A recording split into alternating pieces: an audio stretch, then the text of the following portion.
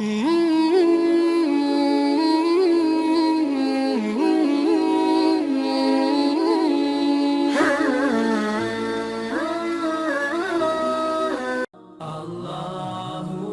باللہ من الشیطان الرجیم بسم اللہ الرحمن الرحیم الف لام میم احسب الناس ان یترکوا ان یقولوا آمنا وهم لا یفتنون۔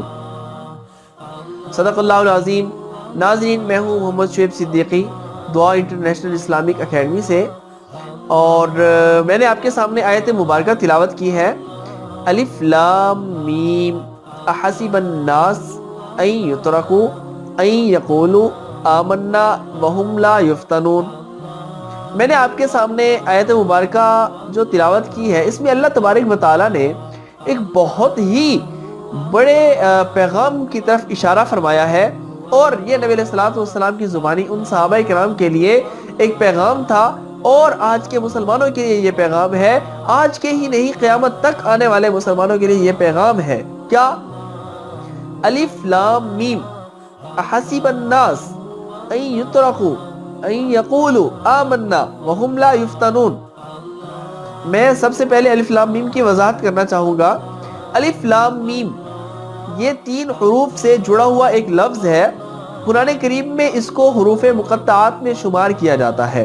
حروف مقطعات ایسے الفاظ کو بولتے ہیں جن کے متعلق نبی علیہ الصلوۃ والسلام نے فرمایا کہ کچھ چیزیں ہیں جو میرے اور اللہ تبارک و تعالیٰ کے درمیان راز ہے، اور وہ فرمایا وہ حروف مقطعات ہیں۔ تو حروف مقطعات یہ اللہ تبارک و تعالیٰ اور حضور علیہ الصلوۃ والسلام کی راز کی باتیں ہیں، کہ الف لام میم یا الف لام میم را، الف لام میم صاد یا یاسین یا حامیم، ایسے الفاظ جتنے بھی ہیں، یہ ان کے کیا معنی ہے، کیا مفاہیم ہے، یہ اللہ تبارک و تعالیٰ جانتے ہیں، یا اللہ کے رسول صلی اللہ علیہ وسلم وہ جانتے تھے۔ میں اب بات کرتا ہوں احسب الناس کی۔ حمزہ سوال کے لیے ہے۔ اللہ تبارک و تعالیٰ سوال کر رہے ہیں کہ اے میرے بندو، احسب الناس، مجھے یہ بات تو بتاؤ، کیا تم لوگوں نے یہ گمان کر لیا ہے؟ احسب الناس، کیا تم نے یہ گمان کر لیا ہے؟ کیا یہ لوگ گمان کرتے ہیں ان یترکوا ان یقولوا، کہ ان لوگوں کو چھوڑ دیا جائے گا صرف یہ کہنے سے، ان یقولوا آمنا، کہ ہم ایمان لے آئے، صرف یہ لفظ بول دینے سے کہ ہم ایمان لے آئے، کیا ان کو چھوڑ دیا جائے گا؟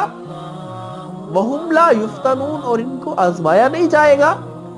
یہاں پہ ایک بہت اہم بات جو ہمارے سامنے آج معاشرے میں نظر آتی ہے، کہ عام طور پہ کسی پہ کوئی مصیبت آتی ہے، کوئی تکلیف آتی ہے، تو وہ کیا کہتا ہے کہ ہائے، مطلب جو بے صبری کا مظاہرہ کرتے ہیں، جو اس پہ صبر نہیں کرتے، جو وہ کیا کہتے ہیں، کیا میں یہ اللہ کو ملا تھا؟ کیا اللہ نے میرے ساتھ یہ ایسا کرنا تھا؟ یہ چیزیں، یہ کفریہ الفاظ، یہ اللہ معاف کرے، نعوذ باللہ، ہماری زبان پہ آ جاتے ہیں۔ اب اس کا ہم فیصلہ کیسے کر سکتے ہیں کہ یہ ہمیں اللہ تعالیٰ آزما رہے ہیں یا اللہ تعالیٰ ہمیں کسی مصیبت میں ڈال رہے ہیں؟ فرمایا ان یقولوا آمنا وهم لا یفتنون۔ جب انہوں نے ایمان لانے کا اظہار کر دیا، انہوں نے کہہ دیا کہ ہم ایمان لے آئے، تو ان کو آزمایا بھی جائے گا، ان پہ آزمائشیں بھی ڈالی جائیں گی۔ اب وہ آزمائش، وہ پریشانی آپ کو اللہ کے قریب لے کے جا رہی ہے یا اللہ سے دور کر رہی ہے؟ یہاں پہ آپ نے فیصلہ کرنا ہے کہ وہ پریشانی میرے لیے مصیبت ہے یا آزمائش ہے، اللہ مجھے آزما رہے ہیں یا مصیبت میں ڈال کے سزا دے رہے ہیں۔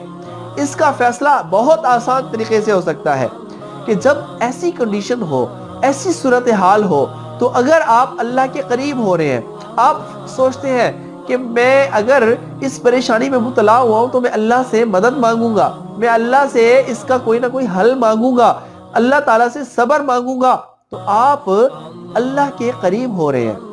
اس کا مطلب یہ ہے کہ آپ آزمائش میں مبتلا ہیں، اور آزمائش کے بعد اللہ تعالیٰ آپ کے لیے بہت بڑا فیصلہ کرنے والے ہیں، جس سے آپ کو کامیابی ملے گی۔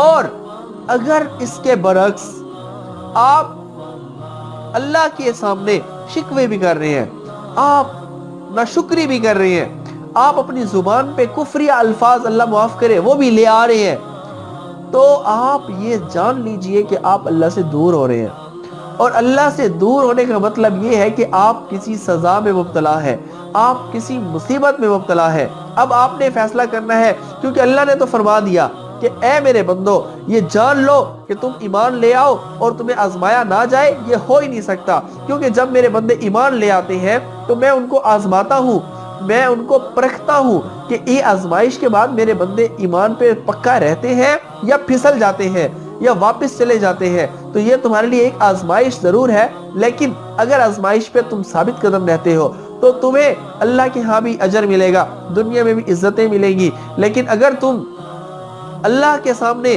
ناشکری والے الفاظ بولتے ہو تو اس سے یہ ہوگا کہ تم مصیبت میں مبتلا ہو اور اس کا تمہیں خمیازہ بھگتنا پڑے گا۔ تو یہ میں نے مختصر ایک آیت مبارکہ آپ کے سامنے تلاوت کی، اور اس آیت مبارکہ کی روشنی میں نے آپ کے سامنے کچھ باتیں واضح کر دی ہیں۔ اب ہم نے یہ فیصلہ کرنا ہے کہ وہ میرے لیے آنے والی مصیبت ایک آزمائش تھی یا اللہ کی طرف سے سزا تھی، یہ ہم نے خود ہی فیصلہ کرنا ہے۔